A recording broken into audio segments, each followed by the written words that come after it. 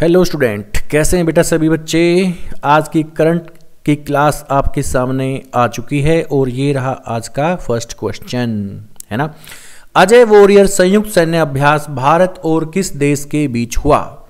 तो इसका आंसर बड़ा सिंपल है। इसका आंसर है UK, United kingdom. United kingdom, ये रहा यूके, यूनाइटेड किंगडम, यूके बेटा, ये वी के नहीं, UK, UK, United Kingdom. UK में 4 कंट्री शामिल होती हैं: England, North Ireland, Scotland and Wales. ध्यान से सुनना, यूके मिलकर बनता है 4 कंट्री से: England, North Ireland, Scotland and Wales. इनसे मिलकर यूके बनता है। इसकी कैपिटल आप कह सकते हो लंदन। कौन सी कैपिटल? लंदन। लंदन किस नदी के किनारे? थेम्स नदी के किनारे। यहीं पर इसके नीचे फ्रांस है। यूके और फ्रांस के बीच में, यूके और फ्रांस के बीच में इंग्लिश चैनल समुद्र है। कौन सा समुद्र है बेटा? English channel. इंग्लिश चैनल को फर्स्ट टाइम किस भारतीय ने तैर के पार किया? मिहिर सेन। और कौन सी महिला थी इंडियन जिसने तैर के पार किया? वो थी आरती साहा। ओके, तो ये रहा आज का सेकंड क्वेश्चन। किस राज्य ने एयर एम्बुलेंस सेवा शुरू की है? तो इसका आंसर बेटा झारखंड। आंसर क्या है? झारखंड। तो झारखंड बेटा कौन से राज्य से अलग हुआ? झारखंड बिहार से अलग हुआ। झारखंड कब बना? 15 नवंबर सन 2000 को। 15 नवंबर सन 2000 को झारखंड बना था। किससे अलग होकर? बिहार से। अब एक चीज और सुनना, इसी महीने में, इसी साल के अंदर 2 राज्य और भी बने थे। जैसे कि आप देख सकते हो 1 नवंबर सन 2000 को कौन सा बना था? छत्तीसगढ़। छत्तीसगढ़ किससे अलग होके? एमपी से अलग होके। फिर उसके बाद 9 नवंबर सन 2000 को कौन सा बना था? कौन सा बना था? उत्तराखंड। किससे अलग होके? उत्तर प्रदेश से अलग होकर। उत्तर प्रदेश से अलग हुआ था उत्तराखंड। कब बना था? 9 नवंबर सन 2000 में। 15 नवंबर सन 2000 में झारखंड बना था। किससे अलग हुआ था? बिहार से।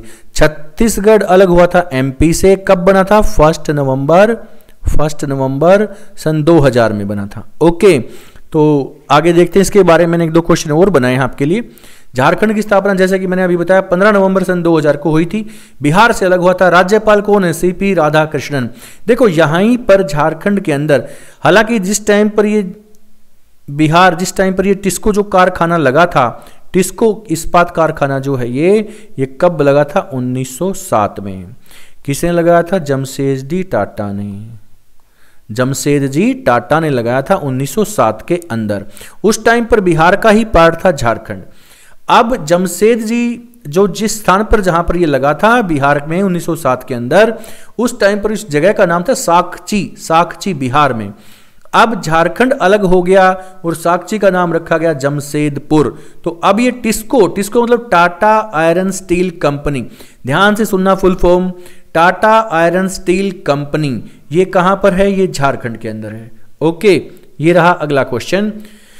कौन सी आईआईटी ने दूध में मिलावट का उपकरण विकसित कर लिया है? दूध में मिलावट की पहचान करने वाला उपकरण विकसित कर लिया है। तो ये उपकरण ये बताएगा आपको, ये डिवाइस बताएगा कि क्या ये दूध प्योर है या नहीं। तो ऐसा उपकरण, डिवाइस जो है वो बना लिया है कौन सी आईआईटी ने? तो ये आंसर है बेटा मद्रास, आईआईटी मद्रास ने। ओके, देखो इसके बारे में। आईआईटी मद्रास तंजानिया में अपना अंतर्राष्ट्रीय परिसर स्थापित करेगा। अपना जो इंटरनेशनल जो अपना कार्यालय है वो कहां पर? तंजानिया में बनाएगा। आईआईटी कानपुर ने साइबर सुरक्षा कार्यक्रम शुरू कर दिया। आईआईटी कानपुर ने साइबर सुरक्षा कार्यक्रम शुरू किया। Okay, next point. कौन से भारतीय नेता को यूके द्वारा लाइफ टाइम अचीवमेंट अवार्ड से सम्मानित किया गया? तो इसका आंसर है बेटा, बहुत इंपॉर्टेंट क्वेश्चन है। इसका आंसर आप देख सकते हो, मनमोहन सिंह, सरदार मनमोहन सिंह। 10 साल ये भारत के प्रधानमंत्री रहे नरेंद्र मोदी जी से पहले। ठीक है ना, सरदार मनमोहन सिंह। इन्होंने एक बार आर्थिक मंदी से हमारे देश को बचाया था। किससे? आर्थिक मंदी से, है ना। बहुत ही नॉलेजफुल इंसान है ना। लेकिन आप कह सकते हो कि इतना इतना चर्चा में नहीं रहे जब ये अपने कार्यकाल में थे, तो है ना। चलो आज बात करते हैं अगले क्वेश्चन की। देखो अभी तो नरेंद्र मोदी है, राहुल गांधी पूरी हिम्मत लगा रखी राहुल गांधी जी ने अब की बार, है ना, इनको भी अभी सजा हुई है। ओके, तो अब बात करते हैं द्रौपदी मुर्मू। द्रौपदी मुर्मू भारत की दूसरी ऐसी महिला राष्ट्रपति जिन्होंने सुखोई जो फाइटर प्लेन है उसमें उड़ान भरी। कौन? द्रौपदी मुर्मू। ये झारखंड की राज्यपाल थी पहले। ओके चलो नेक्स्ट बात करते हैं आगे। बांग्लादेश के 22वें राष्ट्रपति कौन बने? बांग्लादेश के 22वें राष्ट्रपति बने बेटा मोहम्मद शहाबुद्दीन। मोहम्मद शहाबुद्दीन। तो बांग्लादेश के अंदर ही राजधानी क्या है बांग्लादेश की? ढाका। और बांग्लादेश के अंदर ही 1906 में, बांग्लादेश के अंदर ही 1906 में मुस्लिम लीग की स्थापना हुई थी। सलीमुल्लाह खान और आगा खान के द्वारा 1906 में ढाका बांग्लादेश में मुस्लिम लीग की स्थापना की गई थी। ओके, और बांग्लादेश के अंदर ही गंगा को बोलते हैं पद्मा, बांग्लादेश के अंदर ही ब्रह्मपुत्र नदी को बोलते हैं जमुना। ये दोनों नदियां मिलकर दुनिया का सबसे बड़ा डेल्टा बनाती हैं, सुंदरबन का डेल्टा, जो कि बांग्लादेश में और अपने भारत में वेस्ट बंगाल में स्थित है ना। तो ये रॉयल बंगाल टाइगर के लिए बड़ा फेमस नेशनल पार्क है यहाँ, सुंदरबन नेशनल पार्क। ओके चलो, और देखो एक चीज मैं आपको और बताऊं, बांग्लादेश जूट में नंबर 1 या नंबर 2 रहता है हमेशा। जूट यानी पटसन में कभी तो भारत नंबर 1 होता है, कभी बांग्लादेश नंबर 1 होता है जूट के प्रोडक्शन में। ओके नेक्स्ट पॉइंट, 2023 में किस अभिनेत्री को फिल्म फेयर अवार्ड दिया गया? कौन सी अभिनेत्री है बेटा? आंसर है इसका आलिया भट्ट। आलिया भट्ट। आलिया भट्ट को गंगूबाई के लिए एक मूवी आई थी इनकी अभी, गंगूबाई। गंगूबाई किनकी वाइफ है? आलिया भट्ट। आलिया भट्ट रणबीर सिंह की वाइफ है, रणबीर कपूर की, सॉरी रणबीर कपूर की ये वाइफ है आलिया भट्ट। गंगूबाई पिक्चर के लिए इनको फिल्म फेयर पुरस्कार दिया गया। ये रहा नेक्स्ट क्वेश्चन। माउंट अन्नपूर्णा पर चढ़ने वाले प्रथम भारतीय कौन बने? माउंट अन्नपूर्णा पर चढ़ने वाले प्रथम भारतीय रहे अर्जुन वाजपेयी। अर्जुन वाजपेयी। ये माउंट अन्नपूर्णा है कहाँ पर? ये माउंट अन्नपूर्णा है नेपाल के अंदर। अब मैं नेपाल की आपको कुछ चोटियां बताऊं तो नेपाल के अंदर ही है माउंट एवरेस्ट, नेपाल के अंदर ही है माउंट मकालू, नेपाल के अंदर ही है माउंट मनसालू, नेपाल के अंदर ही है अन्नपूर्णा, नेपाल के अंदर ही है धौलागिरी। धौलागिरी। ओके, नेपाल के अंदर ही है कौन सी? और महाभारत। कौन सी?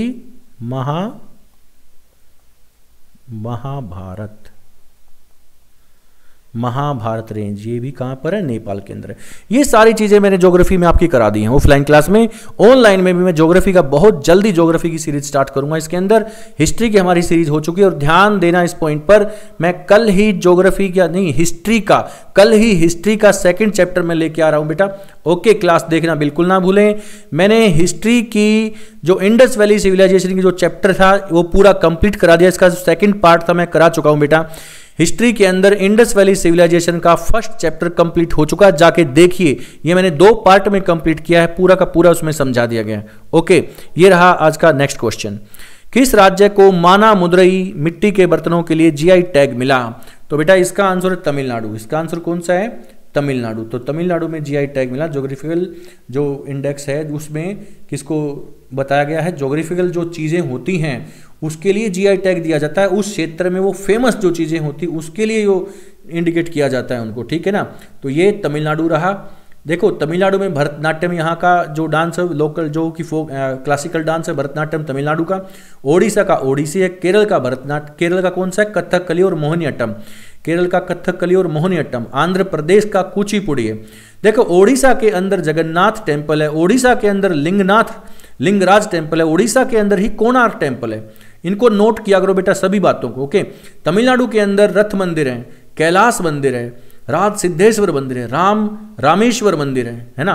केरला के अंदर श्री पद्मनाभ स्वामी मंदिर है, इंडियाज रिचेस्ट टेम्पल, भारत का सबसे अमीर मंदिर श्री पद्मनाभ स्वामी मंदिर। सबरीमाला मंदिर यहीं पर है केरला के अंदर। आंध्र प्रदेश में तिरुपति बालाजी मंदिर है।